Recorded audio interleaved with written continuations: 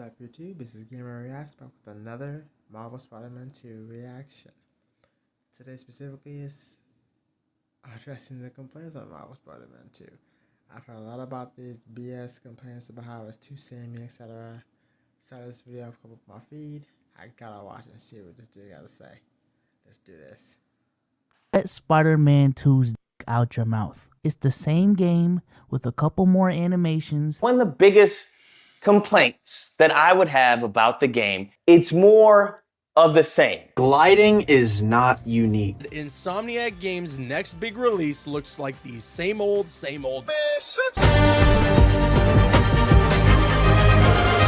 Complaints are surfacing about Spider-Man 2 right now, and they honestly make no sense. People are either nitpicking things that don't really matter, or they are straight up lying. I wanted to take a look at some of the main complaints I've seen or heard and explain why these arguments are about as solid as high school toilet paper, starting with...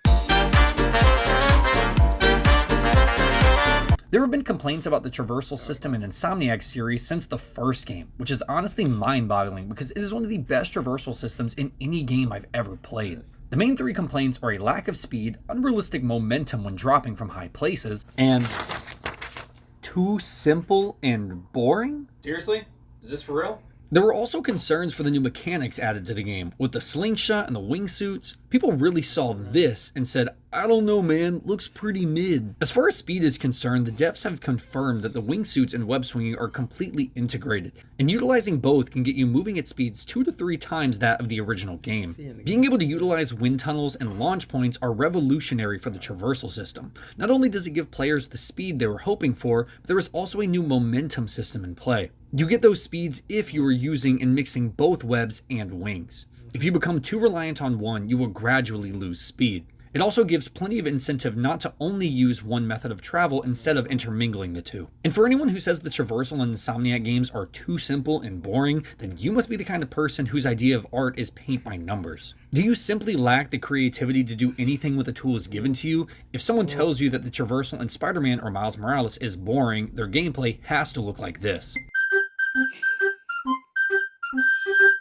Newsflash, champ. You can use buttons other than R2. You have point launching, wall running, air dodges, tricks, building wraparounds, parkour, and interactive elements of the environment for you to be able to play with, and you're over here trying to smash a square peg into a round hole, you soggy donut. Insomniac laid out one of the most creative and free ways to get around the map, and they have only improved upon the solid foundation that was already there. It was easy enough that beginners could jump in and successfully get around the map, but gives you freedom and tools to master movement in fun and inventive ways. With the introduction of wings and the wind tunnels, the new swing animations, and the updated fast travel system in place, traversal in Spider-Man 2 will be better than anything we've seen from any other Spider-Man game to date. Traversal isn't the only thing that changed. Insomniac has also revamped.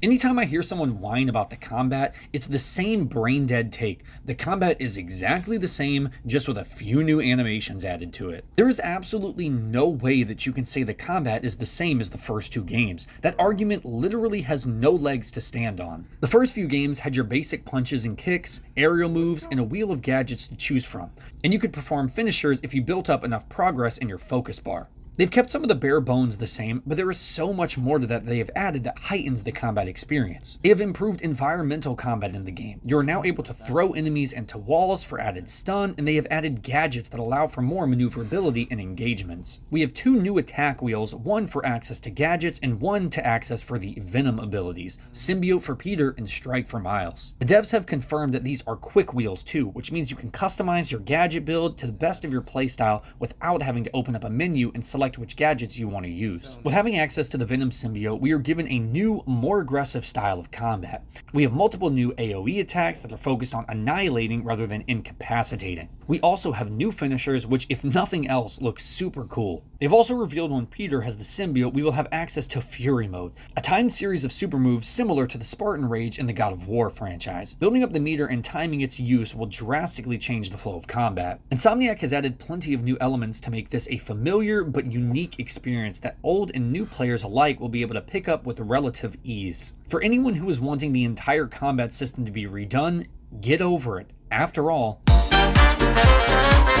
I think people have forgotten what sequels really are. As much as I love God of War 2018, it set an unhealthy and unattainable expectation from people when it comes to modern day sequels. Not every video game sequel is going to reinvent the wheel. Good sequels take the base of what made the original so enjoyable and well received and builds on top of that while adding a new story and characters while polishing up the gameplay to meet requirements to new systems. Take a look at some games people call the best sequels of all time. God of War 3 plays very similar to God of War 1 and 2. Uncharted 2 has a better story and is larger in scale, while the gameplay itself is just punch, shoot, and find cover, exactly like Uncharted 1. For years, people have praised the Pokemon games, which have only just started to evolve in the last 3 years or so. Dead Space 2, Bioshock 2, Assassin's Creed 2, and Super Mario Galaxy 2, just to name a few, are highly regarded despite being very similar to their predecessors. Modern games have gotten a bad rap recently for not being the next step in innovation for gaming as a whole. True innovation takes time. We can't have every single game revolutionize gaming, and companies shouldn't be punished just because they aren't reshaping reality to meet impossible ideas. Now, this isn't me saying that we shouldn't strive for innovation or that we need to settle for mediocrity, but not every game is going to be a paradigm shift for the industry, and if a game as incredible as Spider-Man comes out and its sequel is at the very least just as good, that shouldn't be a sign to grab the pitchforks and torches and burn down PlayStation Studios. A lot of people are ignoring the green flags that Insomniac is waving.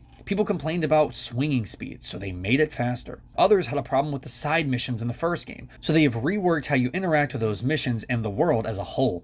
Even small stuff like when fans complained about the original suit looking too orange, and now it's more red. They heard the complaints from the fans about their first game, and they have taken steps to improve the game so the fans are happy. You don't get that from many studios nowadays. Usually when studios put out something really good, the haters are grasping at straws to find something to cry about. Spider-Man 2 has everything we loved about the first game, masterfully integrating new mechanics, giving us compelling new stories with a host of heroes and villains, all in a map that has doubled in size. Early access thoughts have been published, and the reviews are glowingly positive. Insomniac is a studio that has one of the best track records in gaming, releasing hit after hit after hit. They have no problem with people having concerns or if you are upset that certain things didn't get integrated like you wanted. But if you think that not being able to run on the ground while holding a web is going to ruin your entire experience and you rant and rage for hours online about how a game that hasn't even been released yet is the biggest flop in gaming history, you just sound childish. And to all the Chad Thundercocks out there who have the game pre-ordered, October 20th is right around the corner. Already did.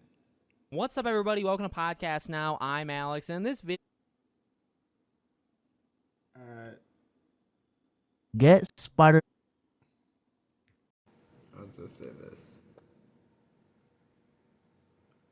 Amazing content. So glad that came up on my feed. That was fire. Funny. Real. Brilliant. Thank you, Jacob Stevens.